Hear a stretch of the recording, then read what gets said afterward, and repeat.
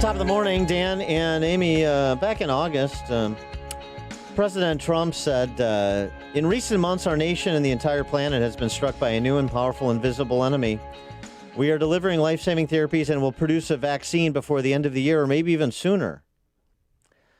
Fact check by NBC News. Yeah.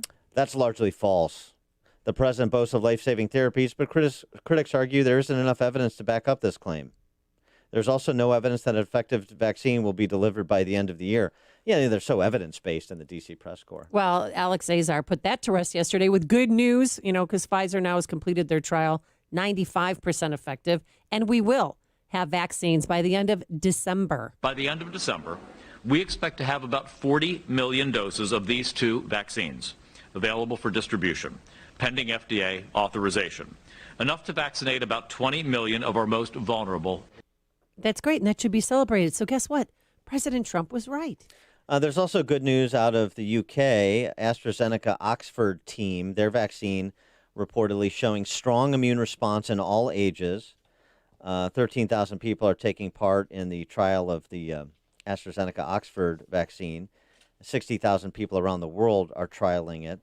And the British government signed a deal with AstraZeneca and Oxford to buy 100 million doses if the vaccine is successful. And so it seems to be more good news on the vaccine front, in addition to Pfizer, in addition to Moderna, which both came in at 95% effective. So now we just need to continue to press on FDA when they move for approval to not let this get hung up in too much bureaucracy and move this along. And then that gets to all sorts of other questions in terms of the rank order prioritization of distribution and the actual logistics of distribution. For more on all of these matters, we're pleased to be joined by Dr. Terence Kealey, professor in clinical biochemistry at the University of Buckingham in the UK, and he's also an adjunct scholar at the Cato Institute. Dr. Kealey, thanks for joining us. Appreciate it. Thank you. So your reaction to where we are with these partnerships, AstraZeneca, Oxford, and Pfizer and BioNTech and Moderna, what we're getting in terms of the performance in clinical trials and the expectation that vaccines from one or more of these enterprises could be in the supply chains by the end of the year. Well, this is very, very good news and very, very impressive. Normally, vaccines take years to get developed for the market. And the speed with which these companies have developed these vaccines is extraordinary. But I would also want to make a further point that this is a tremendous tribute to the free market, because particularly the first two companies that produced one, Pfizer's and their partners, BioNTech in Germany, they both produced their vaccines without taking money from the federal government, either in America or in Germany. And they did that because they believed that by investing their own money, they would maximize their own incentives and the market would work. And for those of us who believe in markets, the success of Pfizer's and BioNTech has been remarkable. You must be very lonely in the field of biochemistry as someone who believes in markets. Oh, I think I'm the only biochemist in the world who believes in markets. And so it's an honor to have you. We found him. Yay! We finally found him.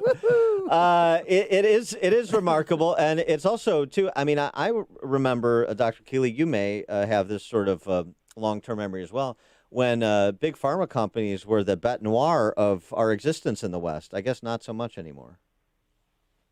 Well, no, not so much. In fact, today, of course, we all love big pharma, but of course, the time will come when we'll all hate them again. The problem with big pharma, there is a genuine problem. Oh, no question. Well, the problem is patents. Pharma demands, rightly so, by the way, pharma is right about this. They must have patents or they can't do their research and development, because obviously it costs something like $1 billion to bring a new drug to market, but it can only cost $10 or $20 million, i.e. a tiny fraction to copy. So they must have intellectual property. But on the other hand, the temptation to exploit that intellectual property can sometimes overcome biotech and big pharma. So it'll always be a love-hate relationship. Another testament to the market comes to us from Lucera Health. They developed the first home COVID test that was approved by the FDA, that was approved yesterday, emergency green light to the first rapid coronavirus test that can run from start to finish at home. Simple nasal swab costs $50 or less, according to the product's website. So that's something else to enhance the facility and the expense of testing. Yeah, no one should be in any doubt that the only way to get new drugs and new proceeds like this is a free market. I mean, the idea that the Soviet Union or China would ever have produced a new drug is absurd. It is the free market that generates almost every advance that we have in pharmacology and in medical instrumentation. However, as I keep on having to say, the market itself can be abusive, and so there has to be some sort of relationship between the two. But we start with the premise that it's the free market that produces the goodies, and then we have to regulate it. It's that way round. Could you walk us through the Moderna vaccination trial, how many volunteers, and the Pfizer one, too, and how it worked? Yeah, the Moderna vaccination trial, I can absolutely give you that. And the Pfizer's one, so here, I got it actually right in front of me here. So Moderna had 30,000 volunteers. They gave half of them the vaccine and half only a placebo. And then they basically just let them out into the world. And then they came back to see who had got the disease a few weeks later. And as you said in your own introduction, 95% of those who got the disease, and there were a total of 94 of them as it happens, were in the group on the placebo, i.e. they were not protected. A very similar story with Pfizer, 44,000 volunteers let out back into the wide world. And a few weeks later, most of those who got the disease were in the placebo group and not the vaccine group. Let's talk about the rank order priority for the vaccine in terms of distribution.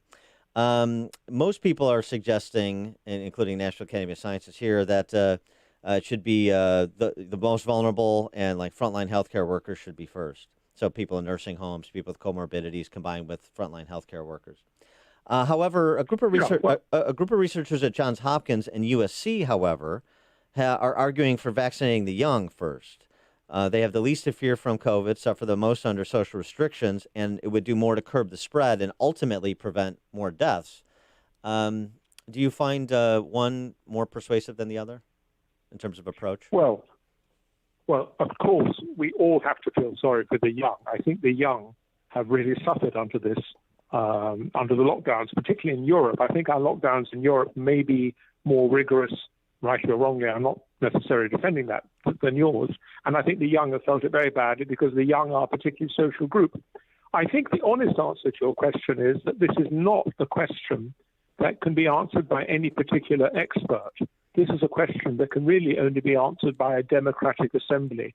It's for everyone, because you don't need specialized knowledge to answer this question. Right. This is a question that only a democracy can answer. However, I would say that the speed by which these vaccines are being produced means, and there are enough companies out there, that we shouldn't actually have to ration them for more than 2 or 3 weeks.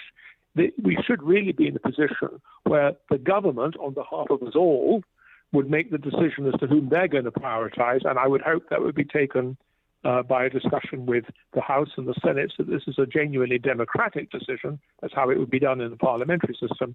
However, there would be no reason, it seems to me, why in parallel a private market should not also develop, so that those who felt that they were unfairly biased against could then, in any case, do it privately as well. So basically, all constituencies should be solved very quickly. There was another study on masks that was published this week. This from Danish researchers. They had about 3,030 participants randomly assigned to the recommendation to wear masks, 2,994 assigned to the control group. 4,800 people completed the study, and the upshot was 1.8% of mask wearers and 2.1% non-mask wearers were infected with COVID-19. The 95% confidence interval is compatible with a 46% reduction to a 23% increase in infection. So the upshot is either modest or no benefit to mask wearing from this study, which comports with another study recently completed and published by the Icahn School of Medicine at Mount Sinai in conjunction with the U.S. Navy, with the Marines as the volunteer subjects, both in the control and the experimental group. So what are we to understand about mask wearing as it's being advertised as a panacea in the West? Well, hello? Yeah, we're here. Yep. Hello, can you hear us? Yeah. Well, I mean, your question is very, very pertinent. Mask wearing has become a form of signaling of your desire to be associated with all the right side of this debate. And my feeling would be that that would probably be an appropriate signal to engage in until such time as the scientific evidence comes in. Thereupon, we should be determined solely by the scientific evidence. I am not aware personally of the very latest work on masks. So my position would be, but this is me as an individual, there is no specialized knowledge here. There can't be before the science comes out. But my position would be that it would be sensible to wear masks until such time as we know. But once we know, we should be driven by the science. I hate to use that cliche. We should be driven by the science and not by hunch. So it's another difficult situation because none of us wants to be guilty of virtue signaling. On the other hand, none of us wants to take gratuitous risks. And since mask wearing is not so intolerable, it would be reasonable to wear masks until the science is in. That would be my judgment, but that's just one man's judgment. There are 300 million people in America whose judgment is just as good as mine. I'm not sure about that, but yeah, I don't know if it's as good as yours. But yes, your point is well taken. I wanted to get your reaction to something that Holman Jenkins wrote in the Wall Street Journal about the incomprehensible mistake we never would have made with the flu, as he wrote, confusing confirmed cases with true prevalence. The worst effect, he writes, about this obsession with confirmed cases, with obsession by the media and thus obsession by the public, is it causes Americans to both overestimate the death risk from COVID, but even worse, causes them to underestimate by an order of magnitude the likelihood that the person next to them is a transmitter. How do you react to that assessment of confusing confirmed cases with true prevalence in society? He's 100% right. He couldn't be more right. There's no way we're testing, particularly in the early stages of the disease. There was absolutely no way we were testing anything. I mean, whole orders of magnitude we weren't testing. I would like to say, however, and I'm not trying to make a partisan point, I'm just telling you how it is. Mm-hmm. There were countries such as South Korea and Taiwan and other Far Eastern countries who really were testing unbelievably swiftly right at the very beginning of the pandemic. And their data is much more reliable because they really were on top of it. But you're absolutely right. In Europe or the United States, the data on positive testing is only a reflection of testing. It's not a reflection of the disease. They're completely different factors. And everything that he said in the Wall Street Journal is correct.